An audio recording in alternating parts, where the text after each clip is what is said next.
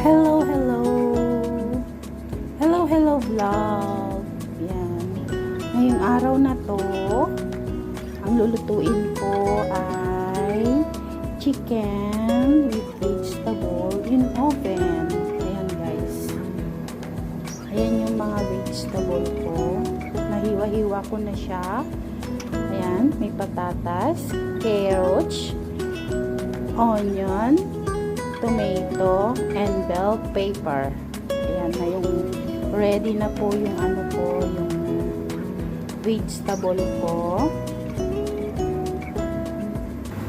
Dito naman tayo sa chicken. Syempre, nahinugasan ko maigi itong chicken at binoil ko siya. Ayan, kumukulo na. In short, kumukulo na siya. Ayan, malapit na siyang lumambot. Tapos ito, nilagyan ko lang siya ng ano din. Meron siyang lemon, dried lemon, cinnamon stick, and ayan siya. Anong tawag na naman dito? Laurel. Ayan. Tapos may buo-buong paminta, may cloves. Ayan, ganyan po ako pag naglalaga ako ng manok. May cloves, tapos meron akong ito, coriander seed. Ayan siya. Tapos, yan, pakuluan siya ng pakuluan guys. Tapos, nilagyan ko rin siya ng tomato paste. And, nag-blender ako ng kamatis. Ayan, hinalo ko na siya. Sinama ko na siya sa pagpapakulo. Siyempre, lagyan mo rin siya ng ng magic cubes.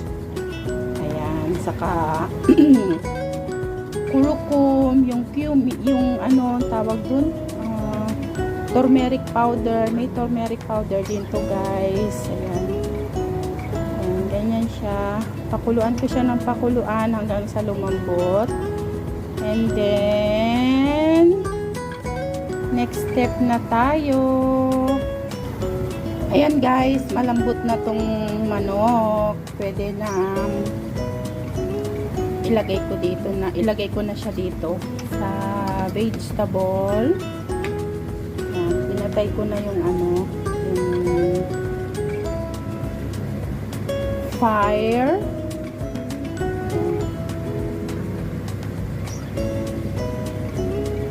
Ilagay ko na tong mga chicken.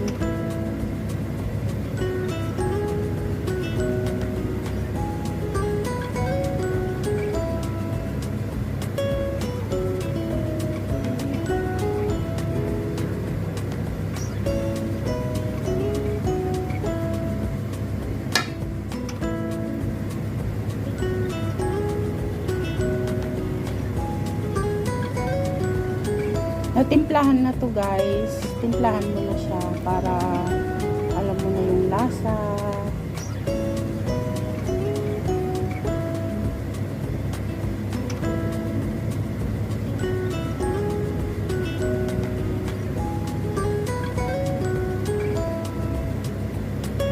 Maraming manok dito guys.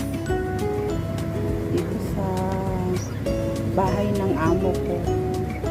Kasi buwan-buwan meron silang rasyon dito. Manok, gatas, asukal, mantika, tomato paste, lahat meron. Mga frozen yung dinili, isda, shrimp, ayan, kompleto sila dito guys. Kaya ang bansang Kuwait ay mayaman na bansa.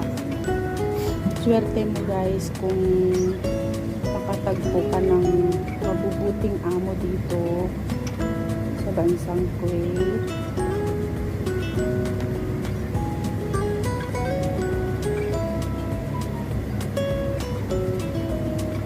Swerte mo.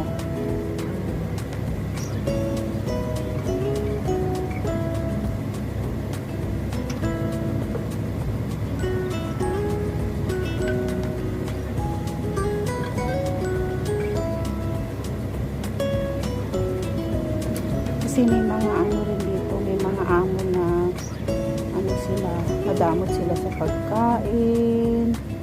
Tapos mga nananakit din yung iba. Ganun. Ewan ko kung bakit may mga ganun amo dito. Ganyan muna siya. Ganyan ko muna siya ilagay para magkabilaan na luto. Ayan yung technique ko. Ganyan siya ilagay. Ayan. Ito. Ayan. And then, itong sabaw, ibubuhos ko dito. Dito sa, ano. Ayan guys, nabuhos ko na. Siyempre, salain mo tong mga nilagay mong mga pampalasa. Ayan. Itatapon na to guys. Itatapon. Tapos, ito. Naka-open na yung ano ko, yung oven ko. Ilalagay ko na siya sa maximum. Ayan siya guys.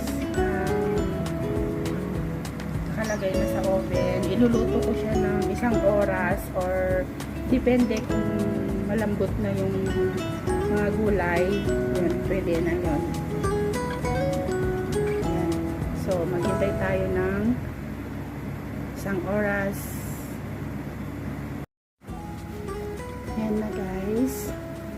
Ayan, babaliktad ko siya. Ayan, nabaliktad na. So,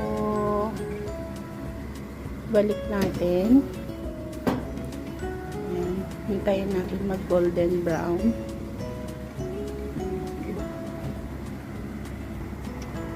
So, ayan na guys. Ready to serve na. Ayan, salamat sa panonood. At hanggang sa muli. Sa susunod na video, shout out kay Maria Pinay in Germany na very supportive at sa mga team family Hinayupak, team Kiti-Kiti, sa lahat ng mga sumusupport sa video ko. Salamat po ng marami. Bye!